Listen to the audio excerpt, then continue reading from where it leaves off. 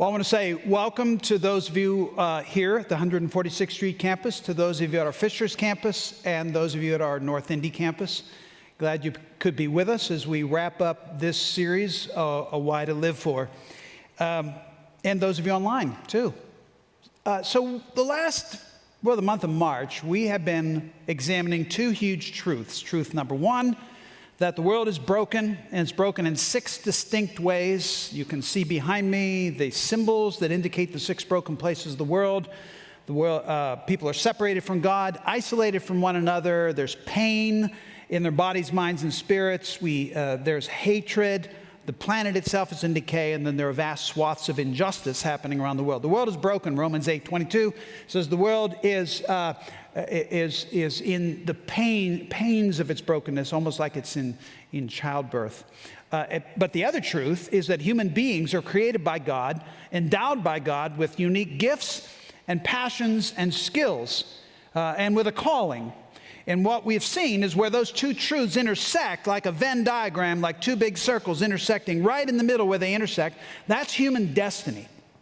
We've been examining the kind of callings that you might have.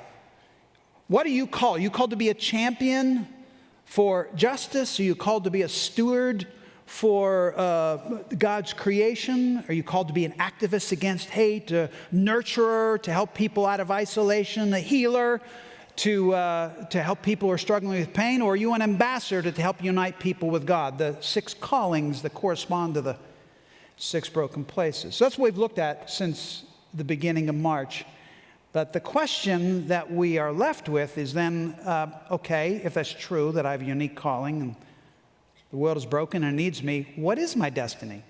How do I define my calling? And what we are going to examine today is a process of determining your particular why to live for in this world. I want to show you the process that I've called the Calling Quilt. Now, a quilt is a collection of individual patches, usually, that are all sewn together and they become a whole. Some Calling Quilts are beautiful and some of them are not so beautiful. They're just collections like t-shirt quilts where people collect different aspects of their life, and it tells the whole story of their life. Your life is like a quilt of individual pieces and parts and experiences and education and passions and dreams. And when we look at them all together and start piecing it all together, I believe, and I've seen this now, we've seen this in many, many people's lives, that a calling starts to emerge and a destiny can be seen. So I explain all this in the last chapter of my book, A Why to Live For. It's actually, you can conduct a self-calling quilt. And I suggest that it's probably even a lot better if you could sit down with a friend or a counselor or a pastor and help you walk through it. But you can do it on your own. But what we're going to do here is unique in that I'm going to actually walk Cassie through her calling quilt. Now, we've already met. She and I have met for an hour and a half already early to start working on it. We're going to review that. But before we go on, would you welcome this brave woman who's going to do this in front of the world, Cassie Anderson. All right, tell us about you. Just give us the basics about you. Hi, I'm Cassie. I am a wife and a mama to 3 babies, and I've been here at Grace for 15 or 16 years, so. Yeah, active part of the drama ministry. Yes. And other, okay. Yes. So that's the last time that we are going to look at you. The rest of this time, it's a live ammo counseling session right here. So I won't be talking to you at all. It's just Cassie and me. Are you ready for this? I am ready. All right. Now, some of this is review because obviously we met this afternoon and started this process. Like I told you, many times when I do this, it can take up to 3 hours. So we're truncating it, and my promise to you is if we don't get through the whole thing, we'll get together again and process this further. But what's going to happen, Cassie, is one of 2 things, or maybe a mix. This could feel like the dawning of the sun to you, like when we're all done, you're going to go, like I'm seeing things differently, or I'm seeing things clear, or wow, that kind of goes with what God's been saying to me. It's like the dawning of the sun. Or this could be like a meteor that strikes the planet. And I've seen this happen with certain people. All of a sudden, there's a huge explosion. And like one time I did this with a guy, and within like 2 days, he had enrolled in school. And I did this with a woman once, and she quit her job within a week. So sometimes I don't know which it's going to be for you. I don't know if it's going to be the dawning of the sun or whether it's the falling of a meteor. Or somewhere in between. We'll see. You can tell me later. Okay. It was like a meteor or the dawning of the sun. Now, I also want to define some terms. Job, career, role, calling, destiny, and legacy. Almost like we're going to ladder up on this. A job is something you do where you earn money for work. A career is when you string together a series of jobs that are in the same general area: education, finance, farming, whatever it is. That could be a career. Now, a role, and let me just stop there and say, there are people whose jobs and careers sync up with their calling. That's a blessing, but that doesn't always happen. Okay, and we'll talk more about that in a minute. Then there's role. You're a mother, you're a wife. Sometimes people confuse their role with their calling. Now, you can see this as a young mom, right? Because your children are now in school, right? Okay. Yeah. So what's happened to you? What's happening inside of you when they were in school? When they went, I suddenly had me back, and I had to figure out who I was without that big role in my life all the time. And it's even worse when you're an empty nester. Then all of a sudden, mothers and fathers, which they've confused their calling with their role, and now if that role is shifted, does that mean my calling's over? So right. Your role in life, friend, relative, that it's important, but it's not, we don't want to confuse it with our calling unless it's really clear that the two are intricately tied. Then there comes calling. So job, career, role. Calling is a beckoning. It's God saying, all right, Cassie, here's why I made you. Now, here's what I want you to do. Here's what I want you to be. I give you your unique posture in this world and skills. That's calling. But it doesn't end there. Hopefully you discover your calling, your real purpose. But as you get older, your calling usually tends, if you're paying attention, your calling starts to get more refined. And even more refined the older you get if you're paying attention to the Holy Spirit. And at some point, when you get to be my age, your calling starts to look more like a destiny. Like, this is what all my life has been leading towards. So when I use the word destiny, it's like calling on steroids, okay? So what we're going to try to do is help you figure out your calling now on the move to your destiny. All right. Yeah. So let's go. Okay. There are the elements. You and I have spent the last, about an hour and a half this afternoon working on the first element of your Calling Quilt, and that is your life map. Yes. So it might freak you out a bit to realize here's your life in front of the whole world. Yep. But for our purposes here, just so we don't lose what we picked up this afternoon, let's do a quick review. Okay. All right. You're an only child. Yes. Now, I want to stop right here and say we didn't go far before. You can see I added a little purple star here. Right. If you see a purple star, it's because I'm starting the process of saying, I think there's maybe some significance there that when we start pulling these stars together, we might start to see a calling emerge as a result.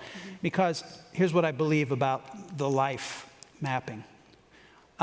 In your life, you have high points and you have low points. You have mentors who have shaped you. You also have people that have hurt you.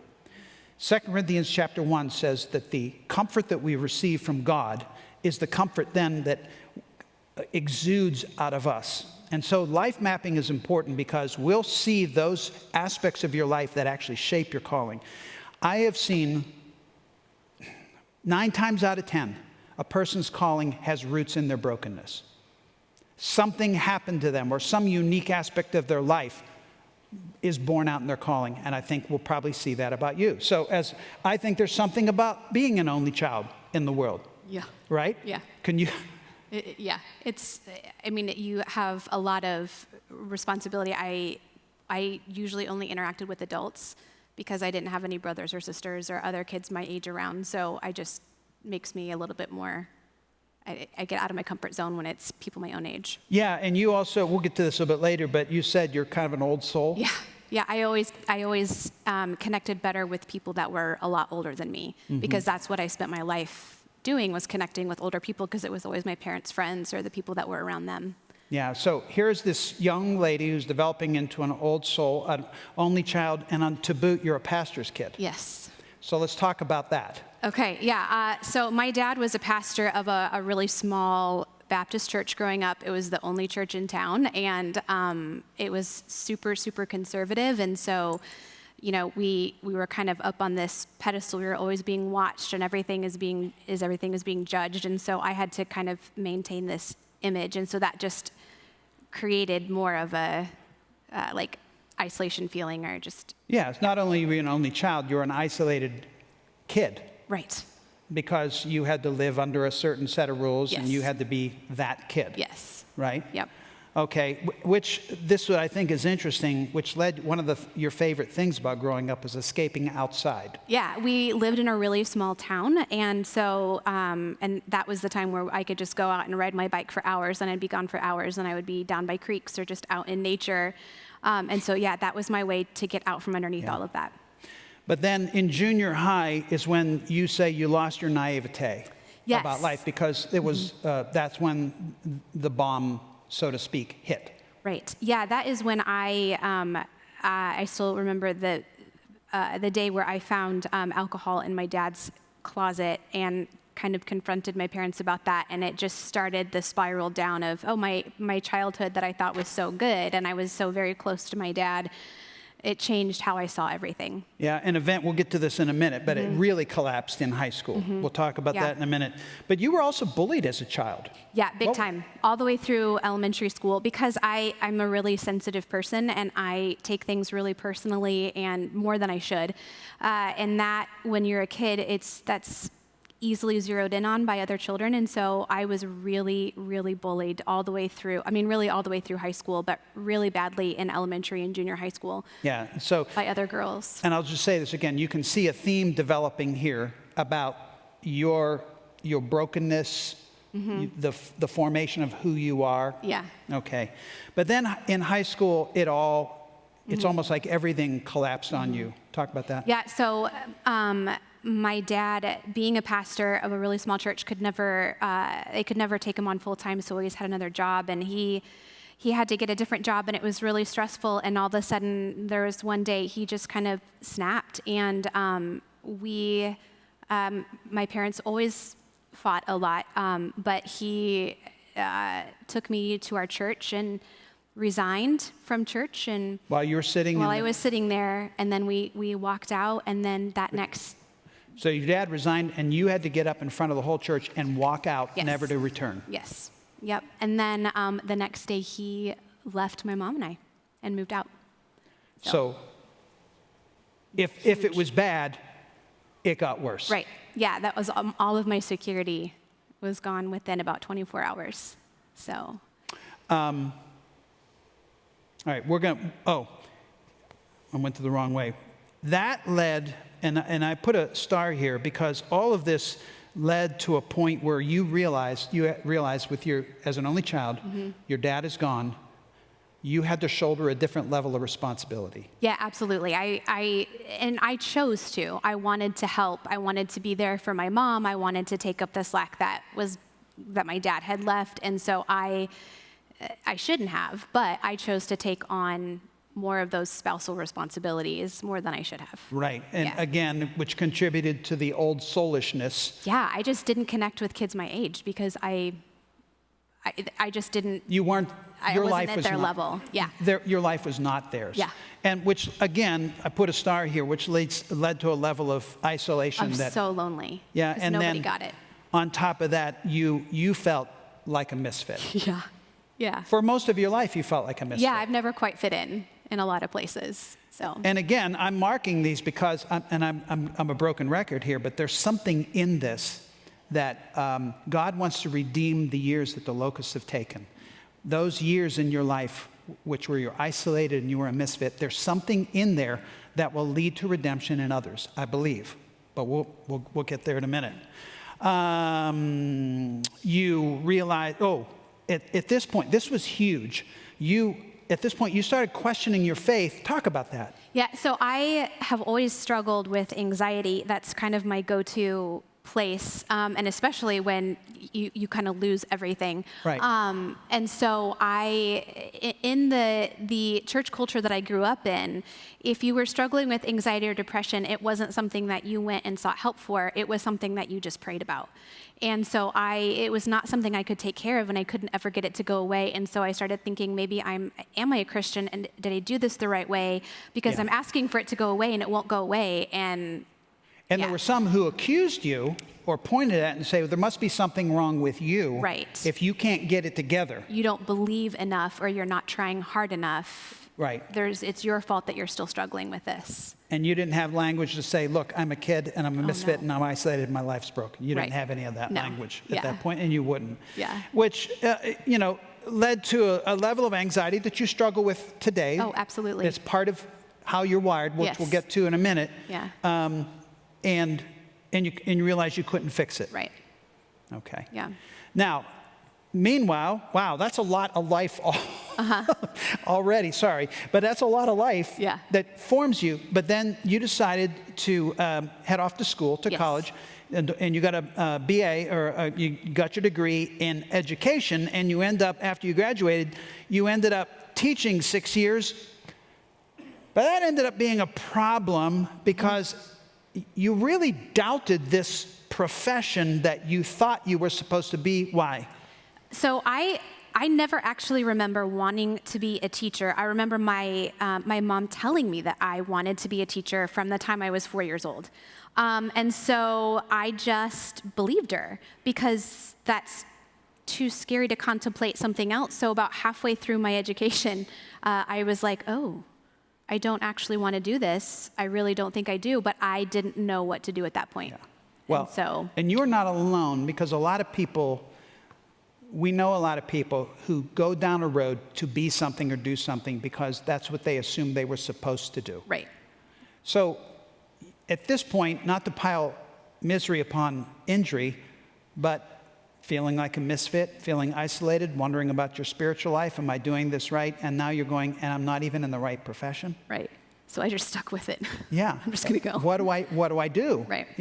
So, which led to an interesting moment in your life where you describe it as finding a home with misfits. Can you talk about that? So there's 2 different homes with misfits that I have found.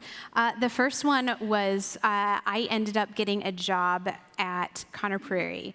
And I've always been a theater person. I've always liked that. I just never went to a place where it was big enough to have programs like schools or anything. And so I found family there. And it was something totally separate from the family I had at home, and people there saw me for me, and it was the first time that I started to realize there's something else that defines me other than what I'm coming from, or being a pastor's kid or a former pastor's kid or any of that. Like, they started seeing me, or the non-teacher, or the person who doesn't know what's going on at all. They started seeing that I was kind, and they liked me. And so from there at Conner Prairie, I met somebody who, because he knew that I liked theater, introduced me to this crazy drama team at this church. And so I started attending the Grace drama team here before I even came to church here, like 16 years ago.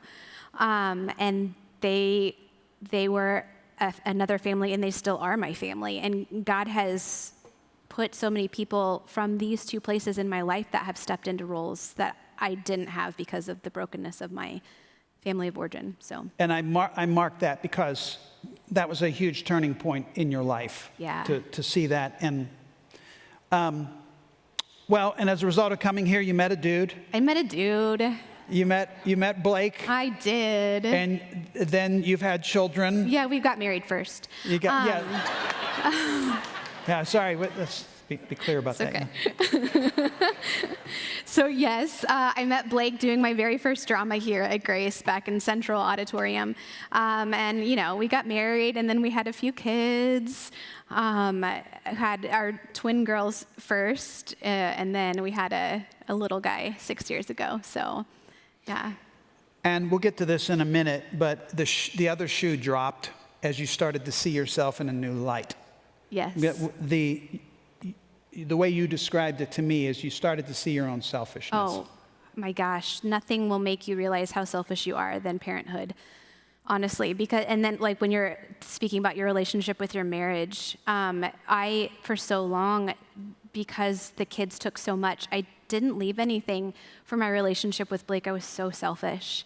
And we struggled for a few years after our third child was born, just because we were both, it's just hard. Mm-hmm. It's hard. And I, for so long, saw the mistakes that other people had made and their impact on my life. But now I was very aware of my own mistakes and how they were impacting my family and the selfishness and how that was just my interactions with my husband. And But this phrase got me. You question your mom worth. Every day. Yeah. Every child is born with unique struggles, and when you've got children and no one tells you what to do and you're learning them and you're trying to figure out what's going on and you've got 3 different ones that are, 2 at the same time, I was totally overwhelmed and didn't think I was doing it right. I still don't. That's still... But I skipped over this. Right. I want to come back to this because in the middle of your own, questioning your own self-worth, your worth as a mom, who am I in this world, you got a new vision of friendship from a couple of people who entered into your life. Talk about that. Yeah, I met a couple of mom friends, Molly and Katie, and the way that they interacted with each other was so foreign to me because of how I grew up and the culture I grew up in. I remember going somewhere with them, and they just helped each other with each other's kids. They cleaned up after each other. They, if they were at each other's houses, they would sweep and do dishes for each other. And it was just so foreign to me to see these women loving each other well. And I started to think, okay, maybe I can get outside of myself. It doesn't have to be about all of my brokenness and my pain, because they have their own. And look, it was that moment looking at them, I realized I can be a different kind of friend. And what you said to me earlier, I think was important. Those women not only demonstrated a new kind of friendship, they were real and authentic. They weren't buttoned up and completely have it all nothing perfect about them. They were super honest about their struggles with their kids. Their houses weren't perfect. Well, Katie's house is pretty clean, but I felt like I could have them come to my house and I didn't have to have it all together and I didn't have to have my whole life together. And it just was the start of, and then I could bring that realness to other friendships. And so it allowed me to develop my friendship with Lori and with other people. I could have never done that had I not seen those 2 women loving each other so well. It started to have an impact on the way you were relating to other people. Yes. And probably will shape you the rest of your life. Yes. Now, I noted that because. That's huge. Yeah, that's huge. And it will, and I'm going to add one more thing here. This past fall, you had an aha experience because for 1.5 years, you had been teaching at a local school, a local private school, but you had an aha about yourself. Let me read between the lines. You've wondered about this whole business of teaching. You love kids, but teaching kids, right? That was the. I don't know if you loved that, but there was something you realized you loved. What was it? So doing parent-teacher conferences, which a lot of people think, oh, that's awful, but I actually, when we were trying to figure out this next step for our family, and I'm thinking through, do I want to continue teaching? What is it that I really love about the teaching? And the thing that I actually love is the interactions with the parents. Mm-hmm. And I loved being able to come alongside the parents and say, you know what, this is okay for your kiddo. This is what maybe you should try. And just loving them through the ups and downs of parenting. And that is what brought me the most joy during that season of being in a classroom was the parents. Yeah, so anytime somebody says, that was something that brought me the most joy. Right. It perks up my ears because now you're talking, that's calling talk. That's destiny talk. So we'll come back to that. Okay, so here we are. We've covered most of your life map, and you said this is a peculiar time. You feel like God has been, the timing of this is perfect. God has so clearly directed my life to this moment because up until December, I was teaching full time. I had no plans when we started this school year to leave, but we, through a whole lot of circumstances, totally God driven and God ordained, we left, we pulled our children from their school, and I left, and we came to our local public school, and God has started stirring new passions in me, and He has totally brought me to this point. He has worked so clearly in my life to bring me to where He's saying, okay, I've got something else for you. This is not you anymore. This next step is for you. Yeah, now, obviously, he's been very upfront and doing all kinds of things in your life, but I would also commend you that you're paying attention. Part of it is you're paying attention to what you're feeling inside, and you're also paying attention to what brings you joy and those kind of things. And I would say that I believe you can't shut up the Holy Spirit. You can't shut him up. He's always talking. He's always communicating. And that's why we're at this point where I believe one of these two things is going to happen to you because you're paying attention. All right. Okay. Shall we fill in some more blanks? Yes. All right. Okay. Let's go to, I ask you to talk to 2 or 3 people in your life and ask them to honestly to tell you your strengths and your weaknesses. But I love what you said about your husband. Gosh, he has to do it anonymously. That's. Does he know that's impossible, right? Right. Yeah, okay. Yeah. All right, so. Not the strength part. You want to do the weakness part anonymously. The weakness part, okay, yeah. Yeah. So let's hear it. Now, what I'm going to ask you to do, because I know, was it helpful to hear this from the people in your life? Yes, just because I'm a words person, so even that was just nice. But yeah, it was good to see because I definitely see some themes that all 3 of them. Okay, let's hit the themes. Okay. So sympathetic or empathetic is a theme. And If I spell wrong, that's just what I do in public. But I'm sorry. there's no I have to judgment. mark that too. Caring and compassionate. Okay, go ahead. Loyal. We're just doing strengths right now, right? Or are we doing weaknesses too? Oh, let's do strengths. Okay, And we'll stay with that. Let's just stay with we may find some things in weakness. Okay. Loving friends and family well. Loving friends and family well. I love my people. Okay.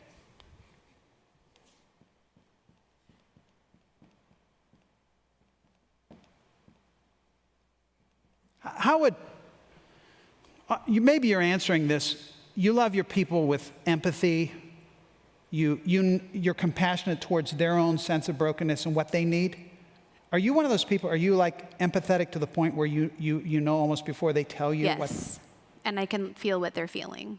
Okay, that's important. You can feel what people feel, Yes. and we'll get to this in a little while. You can also see the danger in their life before they can. Yes. Because that's how God wired you. Because it's great. You're a guardian. It's great. Okay. Yeah. We'll get to that in a minute. Okay. What more? Sensitive to other people's troubles. So that's kind of empathy. But they've seen this in you because you have been. Evidently. Yes. Genuineness. Aw, thanks, honey. That was my husband. I'll put that with loyal. Loyal and genuine. Okay. Okay. Ooh. Yeah. Welcoming, I think. Okay. That like. Let me ask you this. Do you Yeah. have the gift of hospitality? Do you feel like you have that or not? I have been told I do. Yes. But I'm going to guess it's not. It's a non-traditional hospitality that doesn't look like what I call, doilies and punch. No. It looks more like. It's like kids running around, but come on in anyway. Yes. Okay. So Yeah. we'll call it. This is important, I think, as it's being let's call it, well, real hospitality, as in you can be who you need to be. Yeah. Which, again, think about how you grew up. You didn't think you could be who you... No. Right? I had to present a very perfect picture to everybody. And now you're saying, no, you don't. Nope. Not anymore. Okay. Okay. Yeah, I mean, I think... Is that good? Yeah, I think so. You want to talk weaknesses? Sure. We don't have to go into it in depth, but what did No, Blake it's fine. say? I mean... So do you want to go to the one that I don't think has any bearing on this at all? Now I need to know what it is. What is it? I'm not a very good cleaner. I don't like to clean things. I like to organize them. That was one of his things for weaknesses. That doesn't... I know, that right? has bearing. No, it doesn't. No, now think about it. I'm going to put that up there. Of course you will. What did we just say about real hospitality? I know. That's why I do it, actually, so that people feel good when they come to my house. Oh, I don't know if I buy that, but that's okay. Okay. That's interesting. So the other ones that is it like I don't have great self-image. Like I don't. So between the three of them, poor self-image, doesn't trust her own strength, and self-critical. Like so, those are all. That's kind of a theme. Well, and that's this. How do we say it in Rooted? This is a stronghold. Mm-hmm. This is likely your stronghold. Yeah. That sort of worth. Yeah. Coupled with anxiety. Those are your strongholds of your life. Yeah, easily. But don't miss this. Again, God redeems that. Mm-hmm. You may struggle the rest of your life, but at the same time, anyone else who enters into your life with worth issues and anxiety issues, you can smell them a mile away, right? Because you see it on their face, you see it, you have some sort of radar in you. Right. Am I? Yes. Right? Okay. Yeah, absolutely. Okay. We're there? Did you get them all? Yeah, I'm sensitive. That's... And you're sensitive, okay. Yeah. That can be a strength and a weakness. I don't even know how to star all these. I mean, this will be a blanket star for all of this because this paints a picture that's like, duh, about who you can be and who you are in this world and what people love you for and the way God. I mean, you realize when God looks at do you know how much you make God smile when you're being compassionate? He's looking at you and he realizes from what you came from and the struggle of your life and the way you're loving your people with real hospitality, even though you're not a good cleaner. Yes, it makes God smile. He turns to the other angel and said, hey, can somebody help her out with the... Please, for the love of God, Please, for the love of me, can somebody just help this young lady out with cleaning? Oh my gosh, it's really not that bad. It feels like it's a disaster. I know, we're overdoing it. We're overdoing it. But I have a feeling that someone in the world is going to show up with a vacuum cleaner at your house. I'll take it. All right, let's talk about your personality, your Enneagram. Yes. Okay? Now, I chose the Enneagram. There are a lot of personality tests that we could use.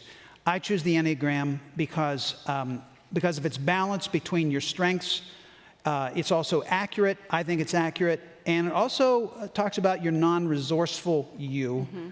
Mm-hmm. And we can touch a little bit on the non-resourceful you, but I'll remind you that the non-resourceful things are essentially the things that can derail your calling. Mm-hmm. Like you might have a good idea of what you should be in this world, but and let's be honest, the most non-resourceful you is when you're curled up in anxiety. Right. Right, that's the worst thing. Mm-hmm. So before we go into positive, what else is a non-resourceful you? And you're a 6, by the way. I am a 6. So what I'm going to do, talking about the Enneagram, I'll put the number up here to remind us. So I mean, my whole life is lived with an underlying anxiety. So I can always see the trouble, things that could go wrong. Yeah, so let's talk about that for a second here, because you are a trouble seer. Which is super fun as a mom to always see everything that could possibly go wrong. Right. Yeah. The good news is you could see all the things that could go wrong. The bad news is you could see all the things that could go wrong. Yes. And it could turn you into... I could lock my children away just with like pillows. Yeah, yeah, Yeah. And it makes sense. But I'm going to put a star there because there is something redeeming in that I think is a beautiful thing when it is applied properly. Okay, let's keep going. Okay. So we're looking at the bad parts of the six? The what? The bad parts of the six? We could do either. You can just in general, because I asked you to do some deep dive research and you read The Road Back to You, and tell me what else you learned. So skeptical of the unknown. That's a very logical thinker. I agree with that. Believe in the importance of home and family. That's huge. Ooh, and I like to fix things. I feel like that's a big... That gives you great satisfaction when you fix things? Yes. All right. Anything else? Because I've got some things I'm going to add too. Go ahead. Okay. Well, all right. So some of the stuff has already been said, but these are typical of sixes and probably typical of you. Loyal. Steadfast is an interesting word. Responsible. Yes. Hardworking. Trustworthy. And I love this. Sixes are advocates for others. You take up for others. Am I right on that? Yeah. I'm thinking of how you felt about the parents. When you're sitting with a parent, all of a sudden you're entering into their skin, so to speak, and you're looking at their child, and you become an advocate for them. You see yourself as a community builder? Yes. Okay, that's another six-ish thing. Or I want to be. I want real community. Yeah, you love your people, and you want it to be, where was that? New vision. You want it to be this real, honest, gritty community. We already have this. You're a troubleshooter. You foresee problems and foster cooperation towards meeting those needs. And you want the world to be a safer place. Yeah. Always. Always. For yourself and for others. Yes. You just want it to be. And as a result of this, you tend to want to create stability and security. You feel good when you can help someone feel more stable and secure, whether it's your child or yourself or somebody else. Yes. Okay. That's a big one. That's a big one? Okay, so all right, we'll add another. I'm running out of blocks here.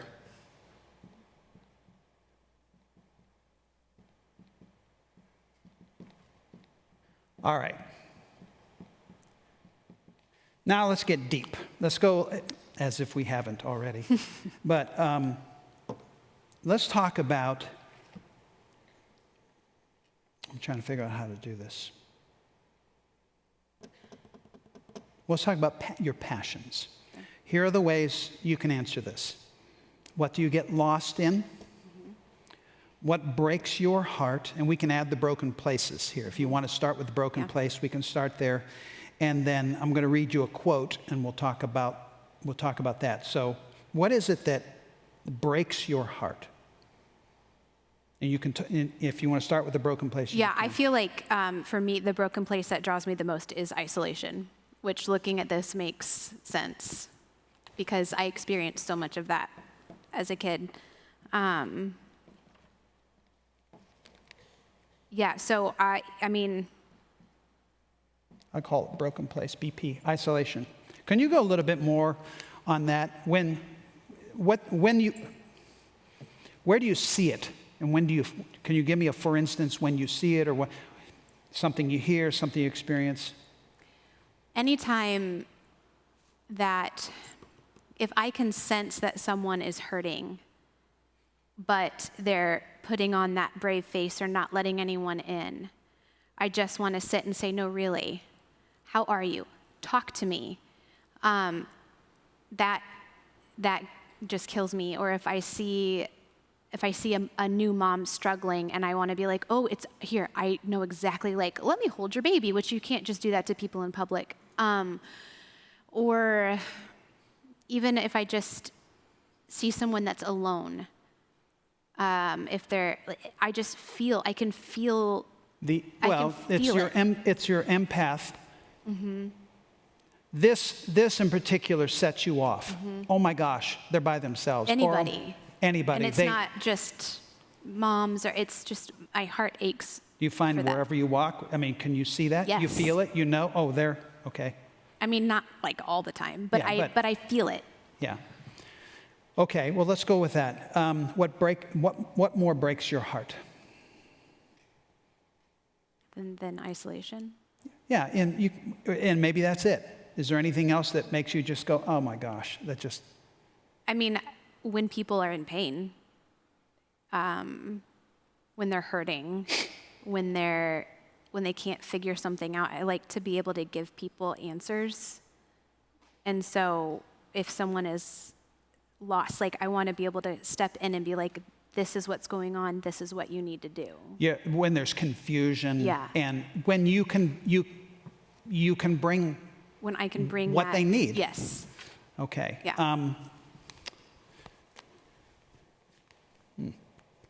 Help me out here. What are we going to say about this?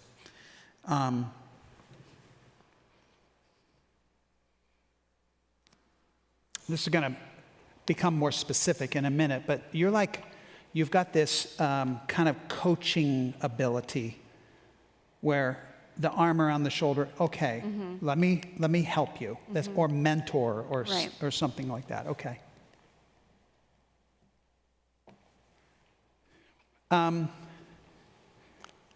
What do you get lost in? So when I saw that question, I was like, I'm a mom. I don't get lost anywhere because they always find me. So what I mean is, when you're daydreaming or just thinking, and you have that 10 minutes where you can brew a cup of tea and you let your mind go, where does it go? No, really, I don't know. That's interesting. Okay, that's fine. It doesn't have to be an answer. Honestly, I mean, like, I can get lost in, like, I can go out in nature and get lost. I can get lost in worship music, things that kind of help me put things into words. Okay. But if I'm just sitting there, I'm You love worship. I love worship. Yeah. Yeah. I'm going to read you a quote, and Okay. we'll wrap up this part, and then I'll try to tie some things together. Okay. In my time here. Donna Markova, and I used in the chapter on stewards. In her book, I Will Not Die an Unlived Life, she says, living on purpose requires us to find what we love fiercely, give it all we've got, and then pass it on as if it were a torch to those who follow. So what is it that you love fiercely enough that you want to make sure you light a torch and you pass this on to the next person or to your children? I love authenticity more than almost anything else. And kindness. I think the word that my children will probably say, that I tell them over and over again, is just be kind.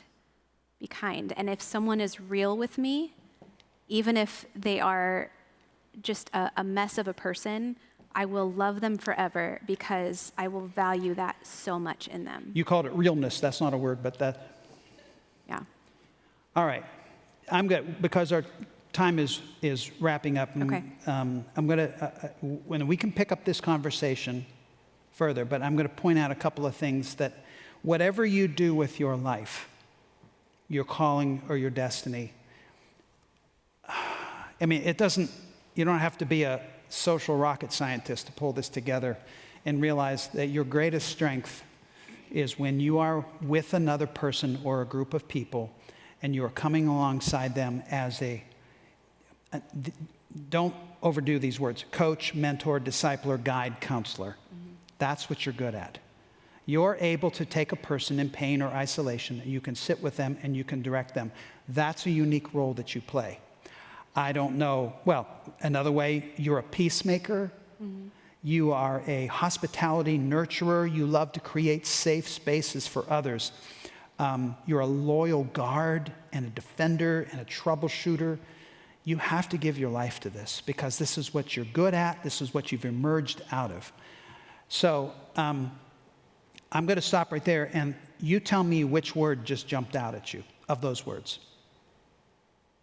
I'll read them again. Mm-hmm. Coach, mentor, discipler, guide, counselor, community builder, peacemaker, hospitality nurturer, loyal guard, troubleshooter. Loyal guard, the hospitality nurturer, and counselor. Have you ever thought about counseling? Yeah, sort of. Yeah, I have sometimes. I've been to enough, so I should. Yeah. It hit me as I was going through this that you have those kind of skills. And now counselor does not have to be counselor the way, I mean, it can be different, but I'm going to put that up here. Counselor, what did you say was the other one? Loyal guard and the hospitality nurturer.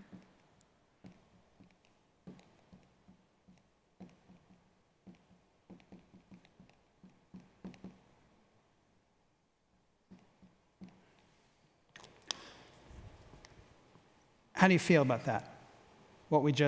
How do you feel about this? I like it. What does it do to you? It makes my mind start buzzing. Is it feeling a little bit like this? Yeah. Okay. Somewhere, every time that you move into somebody's life, in some sort of way, whether you're opening your home and saying this is a safe place for you, or you're sitting with some parents and you're saying, can I point out the direction? This is what I would suggest for you. All of heaven sings when you do that, because that's what you were made for. You were made for those moments with those people, and even if they don't ever remember, you will change trajectory of lives when you walk into that calling. And I don't know if it's going to end up being something you do as a career or a job or you're paid for, or whether it's something you say, for the rest of my life, I am on the lookout for those people who need me. And when you find them and you invest in their lives, the world will be healed just a little bit more. And keep this in mind, every time you come alongside a mom who's struggling with her worth and you say, can I tell you something, honey? It's okay, and you walk with them through it, you realize you're not just changing her life, you're changing generations. Because their children will never be the same because you loved her, the mom, well. Does that make sense? Somewhere your calling's in there, and we'll explore this in the days ahead, okay? Thank you.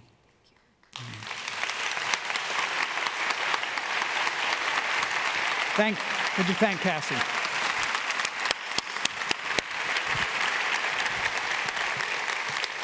All right, I'm going to pray for her and for us, and then we're going to have a song, and then we're done. Let's pray. Father, I thank you for the remarkable candor of Cassie and Blake, too, and their kids. This is remarkable. I thank you for allowing her to share her life with us, and now I pray, Holy Spirit, that you'll continue the work that you've been about. There's something in the beauty of who she is that will change individual lives, groups of people's lives, and generations. Show that to her and help her to pay attention, bring those people into her lives, and let her function in all her power and the glory of the way you've created her.